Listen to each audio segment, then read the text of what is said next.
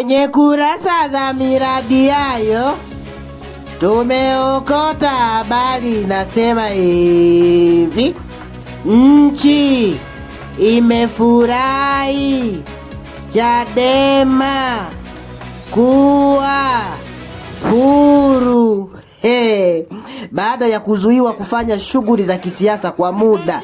Sasa Chadema wameruhusiwa tena. Nikisema jamani semeni haya raza.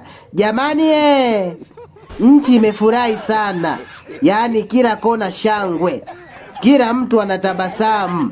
Siasa bila Chadema ilikuwa kama mechi bila mpinzani. Sasa gemu imeanza. Tunaanza upya. Haya sasa wale ladies and gentlemen, msisahau kucomment, kushare, kulike na kusubscribe akaunti yetu ya Ndui Media. Asanteni sana ndugu watazamaji.